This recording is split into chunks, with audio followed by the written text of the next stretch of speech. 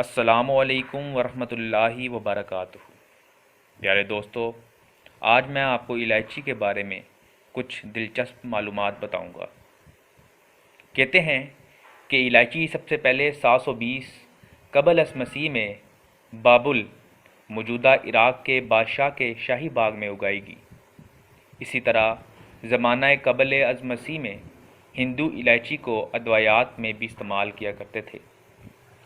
اگر چائے میں سبز الائچی کو جوش دے کر پیا جائے تو سانس کے کئی مسائل میں افاقہ ہو سکتا ہے، مثلاً کھانسی، نزلہ، گلے کا بیٹھ جانا وغیرہ۔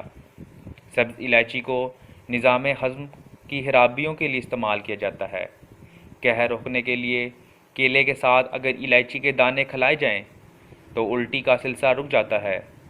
منہ سے بدبو آتی ہو تو اسے چبانے سے سانس میں خوشبو پیدا ہوتی ہے۔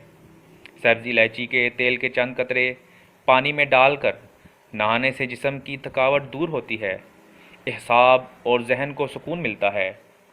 پیارے دوستو، الائچی دو طرح کی ہوتی ہے، چھوٹی الائچی اور بڑی الائچی۔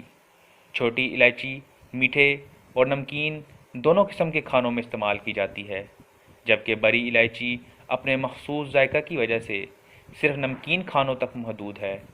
الائچی ساری دنیا میں استعمال ہوتی ہے، لیکن جتنی کثرت سے پاک و ہند کے علاقائی کھانوں میں اس کا استعمال ہوتا ہے، اتنا دنیا کے دوسرے پکوانوں میں نہیں کیا جاتا۔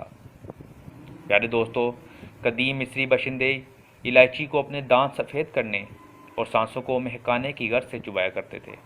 پیارے دوستو، یہ الائچی کے بارے میں کچھ دلچسپ معلومات تھی۔ اگر آپ کو میری ویڈیو پسند آئی تو میرا چینل سبسکرائب کریں اور اس کو کامنٹ کریں اور لائک کریں۔